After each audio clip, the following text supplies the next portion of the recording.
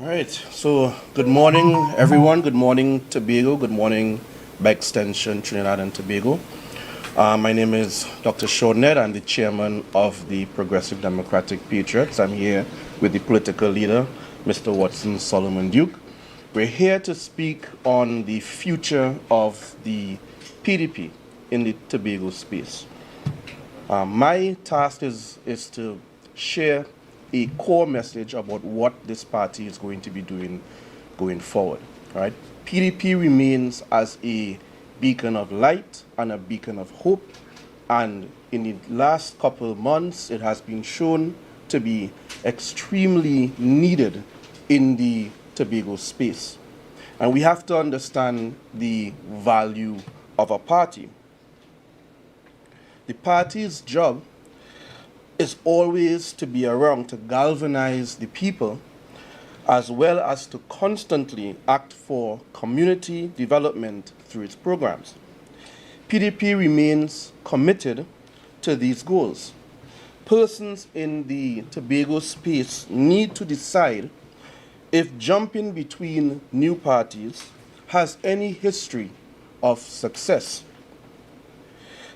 Persons may disagree with a party, but they should stay in that party. They may have disagreements between themselves, rather, but they must stay within the party, especially if the core ideals of that party are agreed upon. And these core ideals of the PDP are solid. And that means it must stay as a much needed entity.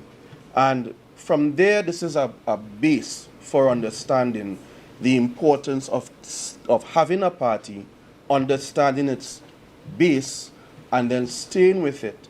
You cannot keep starting and stopping parties. And as such, the future of this party is bright. We speak to persons on the ground, and they're telling us to stay the course. All right? And as such, we are here continuing what we started about 8 years ago. Right. And that is extremely important. We cannot have this back and forth in the public space where confidence in our system is eroded over decades. And then another group comes in and restarts the process, and we go nowhere. So PDP stands here today. We are in our office. This office here, the PDP headquarters, is available for discourse with all of the public, particularly Tobagonians. We are very concerned about the approach being taken in many different aspects. A major one is in the discussion regarding autonomy. We are not getting anywhere on this discussion. In fact, what is going on is a constant battle with the central government. This does not serve us in any form. There is a choice between working with the central government or going this route of secession. This is not the language we want in this space. And so along with that, the party continues to represent the people. We continue to stay the course for this and our core ideals. So I'd like to shift over and give the political leader his time to speak. But just know that this party will always be ready to perform on behalf of Tobagonians and on behalf of Trinidad and Tobago. Thank you. Thank you. Thank you.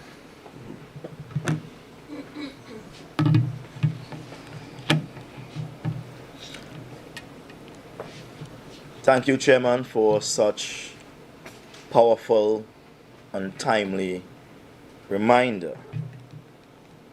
The way forward is not a PDP way, but is the way for Tobago. I recall in 2013,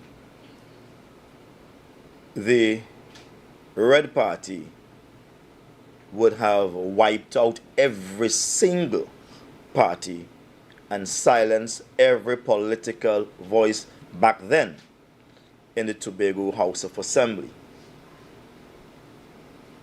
12-0. That was the score. 2 years later, I entered the political fray and I said Tobago must have a voice. And we did that in 2021. Now, the voice that Tobago has had seems to be no voice. And so the way forward is that Tobago must regain its voice. Tobago must have and must allow itself to speak on matters of great interest. As I traverse the corridors of Tobago, I hear people complaining. Things are very bad. No opportunities. We have now reduced employment to 10 on, 10 off. That is not meaningful employment. When we spoke of sustainable jobs. Jobs that allow persons to have a living wage. A wage where they can pay their bills and still save something for a rainy day. That has not happened. People have been given promises, and those promises are all broken. The gratuity, broken. The salary adjustment that will result in arrears, broken. And many more things have all been broken. The way forward, it is not a blue jersey, red jersey, or even a black jersey. The way forward requires all of us as mature politicians to put Tobago first. They said when elephants fight, the grass and the ants, they suffer the most. And it seems as if the small people, the not so important people, are the ones who are suffering the most in Tobago. I want to state now that I will not be supporting any of that. The same voice that led Tobago to free itself from the red jerseys is the same voice that remains. And when coming to the people of Tobago, my commitment is to those people. I have no friends. And if I must make a foe, I will make foe.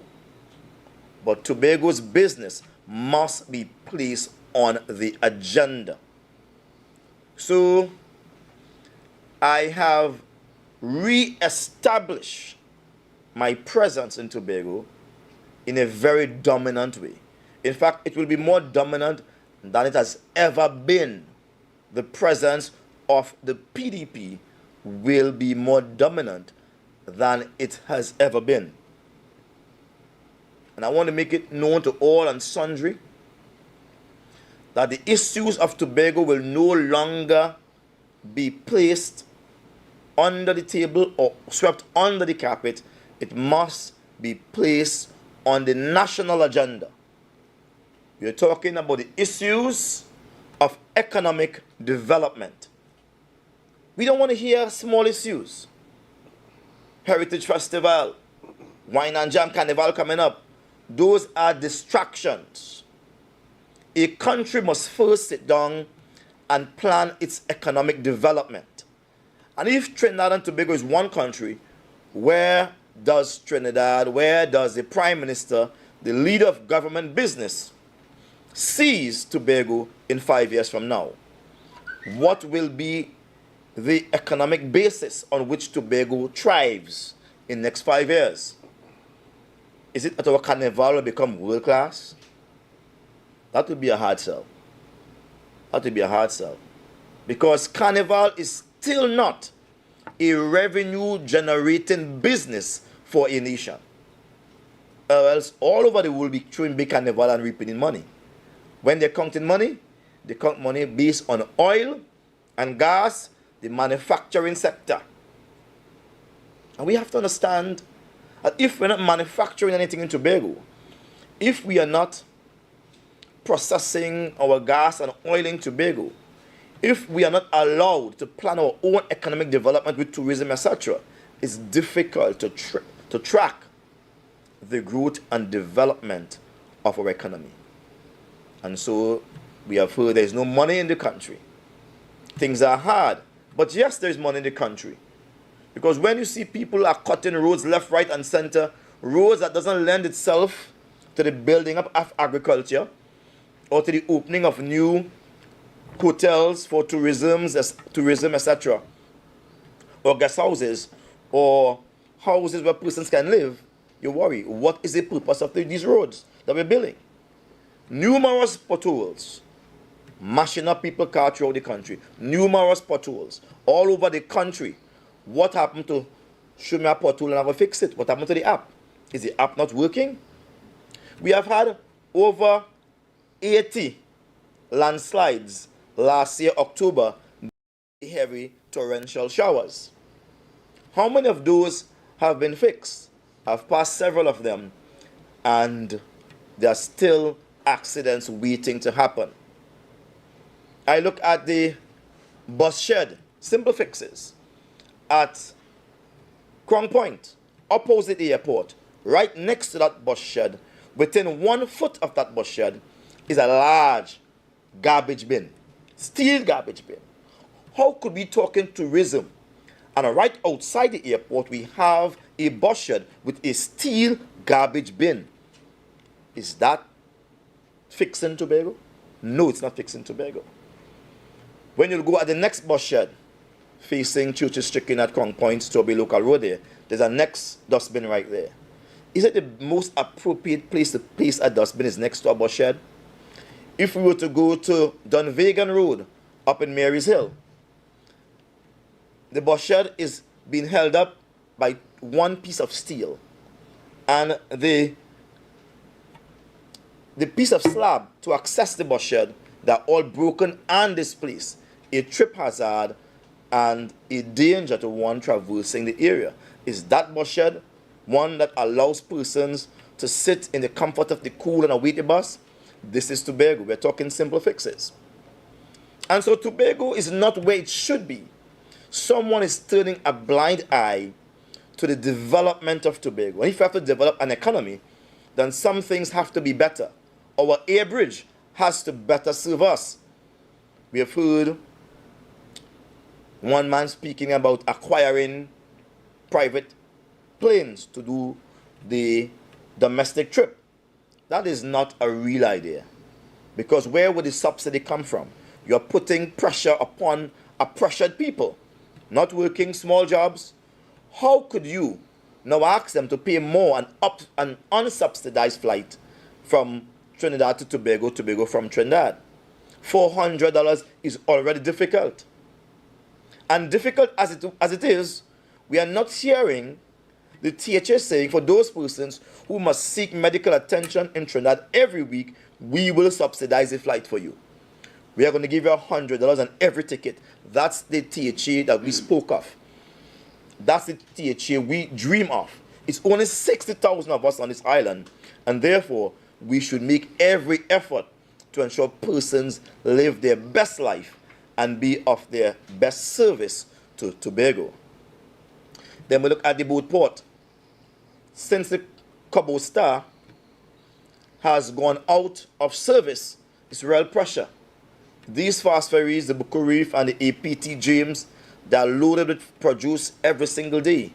And persons who want to do other business are pushed on the side. How long can we continue as that? Isn't the Cabo Star an urgent priority for Tobago and Trinidad and Tobago? Come on, that should be fixed. And it seems as if it's nobody's business. Water on ducks back.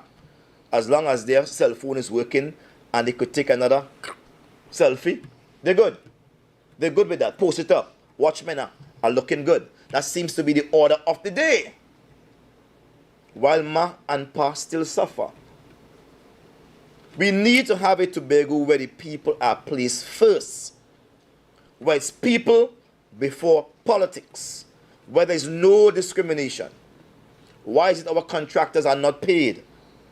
Why is it that they're being frustrated, belittled, shamed? And other contractors are being placed on a pedestal. Nothing is being said about them. Why is it the children's future in Tobago is being mortgaged by this THA, stating to us that they have no money to pay these big money contracts that is all 50, 20, how much $1 million, 70, $100 million. They have no money to pay, but they are getting the work on credit, and they will pay later. Nonsense. How are they allowed to take credit to that magnitude on work? Would we have another situation that come 2025, once someone else takes over the THE, they are now saddled with a contract bill of $2 billion? Where are we going with this? Where is the soberness? Where is the placing of Tobago first? And with that in mind, I would have penned a letter to Farley Augustine. And I penned this letter to him for yet another time. I've written several letters to him and I've never gotten a response. But you must do the work. And the work is to write. Write. And so I have written to him another letter. I've sent it to him yesterday by email. And the email is the email the House of Assembly used to send out the sitting information, so I know it's working. I also sent him on his WhatsApp, so I see it went through, because 2 ticks means working. No response. I expected none. Nevertheless, I must write, because there is a school of thought held by a few troubled people that Watson know war peace, Watson looking for fight. That's not the truth. I want to silence that, and I want to see part of the way forward is to write a letter, which I did, to Farley, for us to reconcile our differences. Put it aside and put Tobago first, because there's no way that thing that they have can defeat the PNM. It cannot. The thing that they have cannot defeat the PNM. Tobago wants to see us work together for the common good.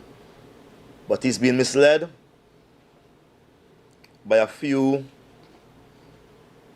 woulda, shoulda, coulda politicians that whisper and say you have the support, you have the ground. Tobago sees a different story. You are going to lose, and lost miserably. And that to me is unforgivable. I will seek to read the letter. Subject: a renewed call for unity in advancing Tobago's future. Dear Honorable Farley Augustine, I hope this message finds you well and invigorated in spirit. As fellow members of the Progressive Democratic Patriots, we face challenges and achieve milestones together. My purposive intent in writing to you today, devoid of any animosity, is to encourage us to agree on mutual objectives that serve the welfare of our cherished island, Tobago. Thinking back to December 6th, 2021, when I voluntarily stepped back to enable you to take up the roles of Assemblyman and Chief Secretary of Tobago House of Assembly, I made that choice out of genuine belief in your abilities to support positive change through our PDP mandate that is supported by the people of Tobago. Since then, however, the unfolding events have raised serious concerns in affecting not just me, but also those who were initially optimistic about your leadership. The disaffection that you inadvertently create among our Tobagoan community, both locally and on a broader scale, has been glaring. The disappointment stemming from your actions overshadows the mutual goals we had for Tobago economic, social, and cultural progress. The narrative that once depicted you as an agent of advancement now portrays a different story, raising concerns about your handling of our island's future.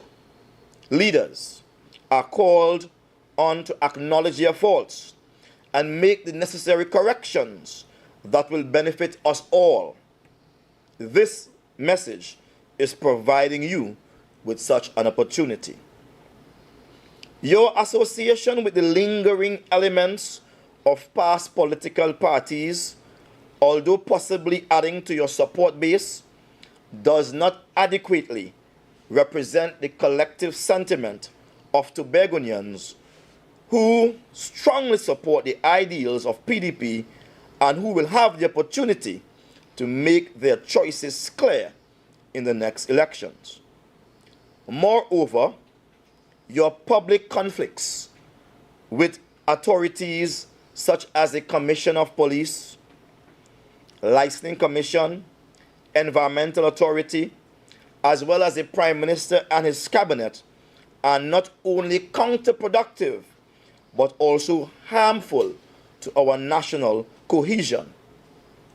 Such actions are confusing to Tobagonians if you are serious about pursuing the very important goal of autonomy, of which continues to affect Tobagonians. We must not forget that our principal commitment is to better the lives of Tobagonians through collective and strategic efforts. Actions that sow divisions only hinder this mission. In light of the recent developments, I am ready to forgive past misunderstandings and to overlook certain actions. Yet, what remains unforgivable is the loss of an exceptional opportunity, the chance to set aside our differences, join forces for the good of Tobago. Our slogan, to action, let we fix this, is far more than a slogan. It is a solemn vow of the people we are committed to serve. With national elections slated for August 10th, 2025 and the subsequent THA elections on December 6th, 2025, the time is ripe for us to discuss unity. I invite you to sit down and explore how we might jointly work to build a better Tobago, focusing on everyone from our youth to our broader community. It is crucial that we put aside personal differences and concentrate on the urgent needs of Tobago. Only by working together can we properly define our political positions and set the trajectory for our island's development, all within the respected context of Trinidad and Tobago. Finally, this mission goes beyond our individual ambitions. It speaks to the hopes and dreams of our constituents. I am open to meeting at your convenience to lay down a blueprint for the change Tobago so desperately needs. I eagerly await your response in hopes that we can start a meaningful dialogue centered on our most important duty, serving the people of Tobago. With all due respect, Watson Solomon Duke. I rest the press conference and open for questions. So you're saying that you want unity, Mr. Duke. Is it that reconciliation, is it that this reconciliation is going to be under the PDP or you are going to join the TPP? I'm speaking reconciliation of two human beings that are apparently on different objectives. And I'm saying, I'm not talking party, I'm not talking what they have, nor the PDP. I'm just talking us meeting and putting Tobago first. It has nothing to do with Fali rejoining the PDP. As a matter of fact, he has never left the PDP. He has never written any resignation to the party chairman or to anyone in the party stating he resigned. They have never done that. But what he did on the outside certainly is not according to our constitution. All right? And we don't know where that is. But we are not asking him to come back over to the PDP side. And we are not going anywhere. We are simply saying, let us put Tobago first. Again, let us put Tobago first. This is an opportunity that we longed for. And I gave the opportunity to him, thinking that he would do the best possible job. But instead, he's not doing the best job. And I think to do the best job, it will require us to put our collective heads together so iron could sharpen iron in that respect. Many would say now, why should Mr. Augustine meet with you after all that you have said? Well, after all that he has said, why should I meet with him? He has said so much. So much he has said. As I said in my letter, I'm willing to forgive that. All he has said about me up and down the place, I'm willing to forgive all of that. But what I will not forgive is a lost opportunity for us to build a better Tobago, child by child, family by family. What I will not forgive and forget is this opportunity to place people before politics. This is an opportunity that should not be squandered. And if he chooses not to respond, then I have no choice but to brand him and his party as political enemies of the PDP.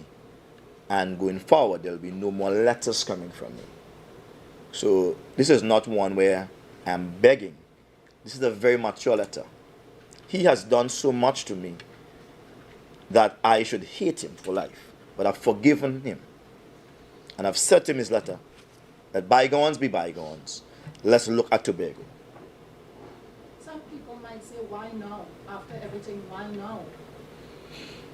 Now is the time when he is on trial and he's failing miserably at bringing autonomy to Tobago. He said he's going to do it with the Prime Minister, and now he's not speaking to the Prime Minister. He's operating as if he's an enemy to the Prime Minister, as if he's a Prime Minister of himself, calling Tobago a country and disregarding the national laws, saying we make our laws here, but we can't even make anything in Tobago. So he's lost and he needs guidance. But the elements of past political parties that surround him will continue the misguidance. And I believe that we will lose this opportunity. We have to save Tobago. And I'm all for Tobago. This is why I've stepped back voluntarily and I've said to him, you go ahead, you lead. I will go to Trinidad and I will fight. This is why I've stepped back for almost the last 2 years he's governing, saying to him, you go ahead, without confronting him, without really shaking the THA to its knees. But now I've put out my letter here to him, which is about my sixth form of communication to him. Some was by conversation, some was by letter. My sixth mode of communicating to him that we should meet, and have refused all. If he refused this one, then there'll be no choice but open political warfare. Mr. Do you commonly treat the residents of Roxborough, Argyle, who may feel a little bit slighted with your political pursuits in Trinidad? I will ask you to come to Roxborough tomorrow. I'll be going to Roxborough tomorrow. And I wish to have a press conference in Roxborough tomorrow at my office. And you will understand why I'm in this predicament. You'll have to come to that press conference tomorrow. See, half of the story is not told. A man who's a strong man does not cry out at every infraction or at every pain. He takes that pain and he sizes it up and he smiles, he walks. That's what makes him strong. But if you know what I had to undergo in the community of Roxborough, then you will understand why the mission was all so more important for me to establish a base in Trinidad. So what is your political goal at this point in time? Is it to lead Tobago or is it Trinidad? What are your goals? There is no such thing as to lead Tobago and to lead Trinidad. I'm a political leader. And all political leader aspires to lead both countries. I don't know whether the UNC or the PNM has no interest in Tobago. They have interest in Tobago. And I don't know if, as a political leader, my interest should only be in Tobago and not Trinidad. It's called political maturity. It's one country. And so the PNM, though based in Trinidad, has established proper roots in Tobago. And so it is the PDP, though based in Tobago, we have now established proper roots in Trinidad. And Mr. Duke, now, I mean, just as a result of the whole Canvas situation, it seems that we're back to a few years ago when you made the infamous swim. What are your feelings, the fact that we are almost back or in a very similar situation to that? Well, it says sometimes that the people who will leave in charge of the THA are not visionary in their thinking. What should happen to prevent that is the person in charge of works, or even the chief secretary or the deputy chief secretary, should be in constant communication with those persons that control the inter-island ferry and plane. That is because it's the lifeblood of Tobago. And when you're in contact with them, you know, every year they goes down around Easter time or some big event, the oftentimes goes to service. You'll want to ensure before that time you'll put things in place. If this happens, what is the alternative for the Cabo Star being shut down? What is the alternative for the pilots getting sick? What is the alternative for less flights coming to Tobago? What is the alternative? And you have Is it that reconciliation, sorry, is it that this reconciliation is going to be under the PDP or you are going to join the TPP? I'm speaking reconciliation of two human beings that are apparently on different objectives. And I'm saying, I'm not talking party, I'm not talking what they have, nor the PDP. I'm just talking us meeting and putting Tobago first. It has nothing to do with Fali rejoining the PDP. As a matter of fact, he has never left the PDP. He has never written any resignation to the party chairman or to anyone in the party stating he resigned. They've never done that. But what he did on the outside certainly is not according to our constitution. All right? And we don't know where that is. But we are not asking him to come back over to the PDP side. And we are not going anywhere. We are simply saying, let us put Tobago first. Again, let us put Tobago first. This is an opportunity that we longed for. And I gave the opportunity to him, thinking that he would do the best possible job. But instead, he's not doing the best job. And I think to do the best job, it will require us to put our collective heads together so iron could sharpen iron in that respect. Many would say now, why should Mr. Augustine meet with you after all that you have said? Well, after all that he has said, why should I meet with him? He has said so much. So much he has said. As I said in my letter, I'm willing to forgive that. All he has said about me up and down the place, I'm willing to forgive all of that. But what I will not forgive is a lost opportunity for us to build a better Tobago, child by child, family by family.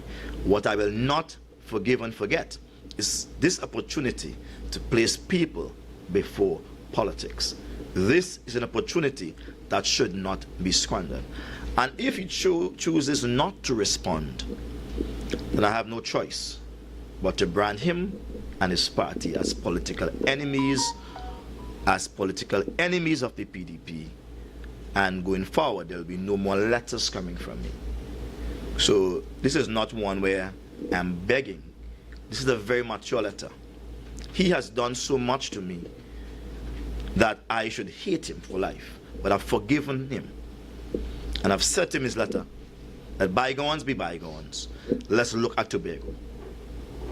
Some people might say, why now? After everything, why now? Now is the time when he is on trial and he's failing miserably at bringing autonomy to Tobago. He said he's going to do it with the Prime Minister, and now he's not speaking to the Prime Minister. He's operating as if he's an enemy to the Prime Minister, as if he's a Prime Minister of himself, calling Tobago a country and disregarding the national laws, saying we make our laws here, while we can't even make anything in Tobago. So he's lost and he needs guidance. But the elements of past political parties that surround him will continue the misguidance. And I believe that we will lose this opportunity. We have to save Tobago. And I'm all for Tobago. This is why I've stepped back voluntarily and I've said to him, you go ahead, you lead. I will go to Trinidad and I will fight. This is why I've stepped back for almost the last 2 years he's governing, saying to him, you go ahead, without confronting him, without really shaking the THA to its knees. But now I've put out my letter here to him, which is about my 6th form of communication to him. Some was by conversation, some is by letter. My 6th mode of communicating to him that we should meet, and have refused all. If he refused this one, then there'll be no choice. It's open political warfare. How would you treat the residents of Roxborough, Argyle, who may feel a little bit slighted with your political pursuits in Trinidad? I will ask you to come to Roxborough tomorrow. I'll be going up to Roxborough tomorrow. And I wish to have a press conference in Roxborough tomorrow at my office. And you will understand why I'm in this predicament. You'll have to come to that press conference tomorrow. See, half of the story is not told. A man who's a strong man does not cry out at every infraction or at every pain. He takes that pain and he sizes it up and he smiles, he walks. That's what makes him strong. But if you know what I had to undergo in the community of Roxborough, then you will understand why the mission was all so more important for me to establish a base in Trinidad. So what is your political goal at this point in time? Is it to lead Tobago or is it Trinidad? What are your goals? There is no such thing as to lead Tobago or to lead Trinidad. I'm a political leader. And all political leader aspires to lead both countries. I don't know whether the UNC or the PNM has no interest in Tobago. They have interest in Tobago. And I don't know if, as a political leader, my interest should only be in Tobago and not Trinidad. It's called political maturity. It's one country. And so the PNM, though based in Trinidad, has established proper roots in Tobago. And so it is the PDP, though based in Tobago, we have now established proper roots in Trinidad. And Mr. Duke, now, I mean, just as a result of the whole Canvas situation, it seems that we're back to a few years ago when you made the infamous swim. What are your feelings, the fact that we are almost back or in a very similar situation to that? Well, it says sometimes that the people who leave in charge of the THA are not visionary in their thinking. What should happen to prevent that is the person in charge of works, or even the chief secretary or the deputy chief secretary, should be in constant communication with those persons that control the inter-island ferry and plane. That is because it's the lifeblood of Tobago. And when you're in contact with them, you know, every year they goes down around Easter time or some big event, they oftentimes goes to service. You'll want to ensure before that time you'll put things in place. If this happens, what is the alternative for the Cabo Star being shut down? What is the alternative for the pilots getting sick? What is the alternative for less flights coming to Tobago. What is the alternative? And you have to have more dialogue than fight. As a trade unionist, I can tell you that I've solved a lot of issues by dialogue. Regardless how much noise you make, you have to sit down at the end of the day and talk. And talk. I could recall I have had so much the most rough conversation with ministers out there. But then we sit and we'll talk. Because that is what you call political maturity. Unfortunately, not everyone has shown and demonstrated that. But I've given my colleague, Mr. Augustine, an opportunity to show he's politically mature by sitting down and let's talk about how could we fix Tobago. How could we really fix these issues? And if he rejects that, trust me, I'm not coming back again. The line has been drawn. I'll treat them as enemies, and they could treat me as that, because they are not for Tobago. I want to make it absolutely plain. That invitation is a letter I gave to him. And within a reasonable time, I expect him to acknowledge it. He may say he never get it. He may say that we done gone already. You know he's already jesting. Yeah, he'll have to jest a lot. You know? I will simply allow him a reasonable time. What is your reasonable time? A month? What is reasonable to every man? You know? But when the line is drawn, the line will be drawn, and I want to tell Tobago, do not come to me after that with any foolish talk about, oh gosh, look, I come together. Because I've written to the man several times. I've spoken to him several times, asking us come together, let's work together, let's fix Tobago. And he has not. He has totally betrayed Tobagonians. And even though he has betrayed Tobagonians, I said, look, put that aside. You need help. I have my expertise. Let's work together. Let's fix some of the challenges you have in Tobago here. So you believe if the TPP goes alone for the next THA elections, they will lose? I don't know that thing you're talking about. What is it? Treating or retreating? I said the TPP. I don't know that thing. I do not know that thing you're talking about. So when you say they're going to be treated as political enemies, tell us, what does that come with when you wish to label them that way, if he does not respond in a positive way towards your letter? It simply means that I will not be putting my tongue in my cheek when I speak to them or about them. It means I will not be going soft on them. Remember when I was dealing with my colleague, Kelvin Charles, at the head of the THA, within a period of 2 years, they had to remove him because we put the pressure on him. And I was basically the one who was carrying the minority struggle, right? We put all the focus on him, and they recognized he can't win. They had to put him out. And even the young man that came here after the Child King, we put sufficient pressure on him. And even if he was there, he lost his seat and all. I'm good at what I do. And I want my colleague not to underestimate me. I've been dealing with him with kid gloves in the interests of Tobagonians.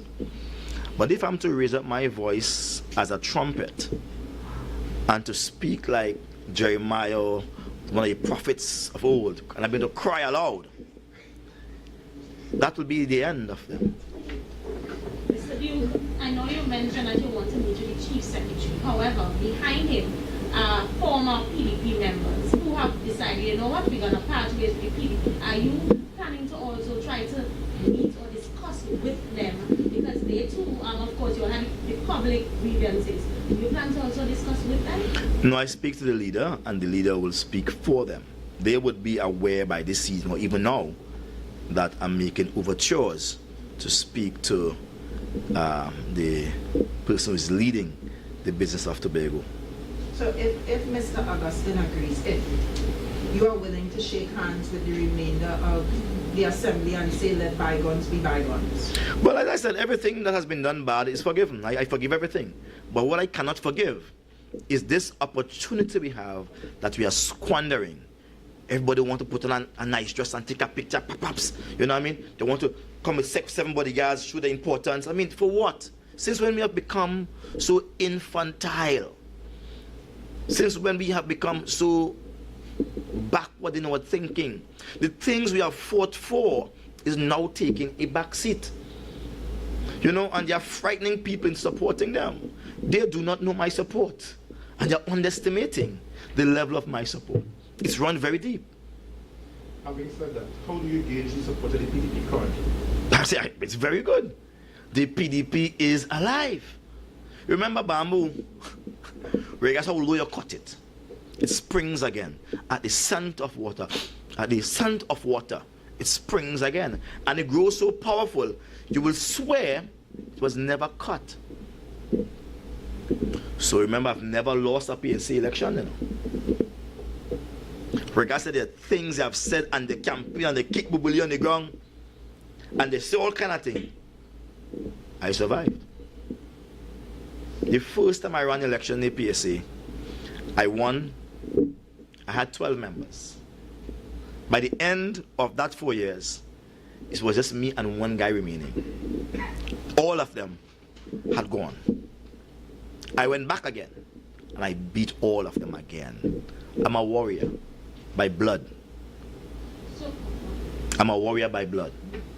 So they have to know who they're coming up against. So in essence, you believe the next THA election, regardless if Mr. Augustine agrees to reconcile, the PDP is going to take the next THA election? Well, I don't know if you could just erase 14 so easy, you know. 14-1 is not them, you know. 14-1 is the PDP. Let me explain to you. When I went back into PSC for the second term, I picked an entirely new team. New team. Persons who were never militant. And every single one of them won. And I keep doing that for years. I could take a duck and convert it into a peacock. That's what I did with them. I took ducks and convert them into peacock. But then, what they don't realize that peacocks don't fly. They only look pretty. And that's what I'm suffering from right now. They are concerned about how they look. But they can't fly. They're not taking off with the goal, with the achievements. They're not. Mr. Duke, do you have any regrets about how the entire issue was handled? That whole thing with the Roxborough Cultural Group? It was not about the group. It was not about the group. It was beyond the group, but another day for that story. It was not about the group at all. Do you have any regrets about how that was played out? No. I still stand for people. If a man hungry, and I can't say if a man hungry and I have the means to feed him, I'll feed him. That's just my nature. I don't know about your nature or anybody's nature. If a man is hungry and I could feed that man, I'll feed that man. There's no question asked about that. When last I eat, I wouldn't ask them kind of question, eh? You have money on you? No. If you're hungry and I could give you a bread, I give you a bread. There's no question about that. And if I see anybody hungry any day, I would feed them. I will stand up for Tobagonians who are hungry outside of this island any single day. That's me. Just piggybacking on Corey's question, do you feel, looking back now in hindsight, that you still feel that you dealt with the matter the best way? Because now you're asking for reconciliation. Looking back, do you see anything that you may have done differently? Not one thing. Not one thing. Not one thing I will do differently on that. People hungry?